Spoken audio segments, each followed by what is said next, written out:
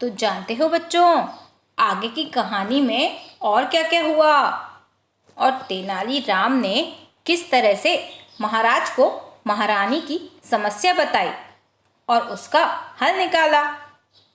तो चलिए बच्चों, अब आगे की कहानी शुरू करते हैं। तो जैसे ही तेनालीराम महाराज कृष्णदेव राय के दरबार में पहुंचे तो उन्होंने देखा कि महाराज कृष्णदेव राय मंत्रियों से चावल की उपज बढ़ाने को लेकर चर्चा कर रहे थे। तो तेनालीराम ने तुरंत सोचा कि इसी मौके का फायदा उठा लिया जाए।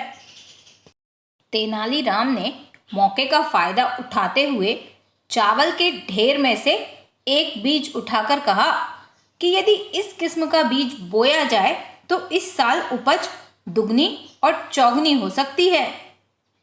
तो महाराज ने पूछा, अच्छा, क्या इस किस्म का बीज इसी खाद में उग जाएगा? तो तेनालीराम ने कहा, हाँ, क्यों नहीं, बस इसके लिए एक शर्त है। तो महाराज ने पूछा, बताओ क्या शर्त है?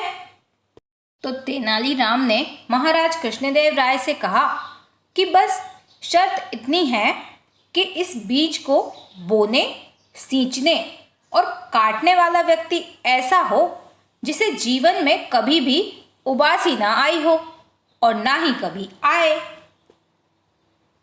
तो महाराज इस बात से चिढ़ गए और उन्होंने कहा कि तेनालीराम, तुम्हारे जैसा मूर्ख मैंने आज तक नहीं देखा। क्या संसार में ऐसा कोई व्यक्ति है जिसे कभी उबासी ही ना आई हो? तो तेनालीराम ने कहा, ओ महाराज, मुझे नहीं मालूम था कि उबासी सभी को आती है। मैं ही क्या, महारानी जी भी यही समझती हैं कि उबासी आना बहुत बड़ा जुर्म है। मैं अभी जाकर महारानी जी को भी बताता हूँ कि उबासी तो सबको आती है। कृष्णदेव राय को पूरी बात समझ में आ गई और वे समझ गए कि तेनालीराम ने हमें सीधे रास्ते पर लाने के लिए ये सब किया।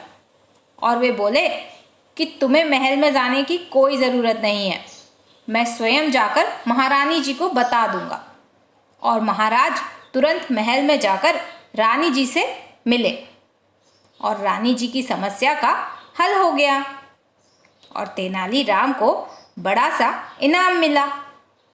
तो देखा ना बच्चों, तेनालीराम ने किस तरह अपनी सूझबूझ और समझदारी से महारानी जी की समस्या का हल चुटकियों में निकाल दिया।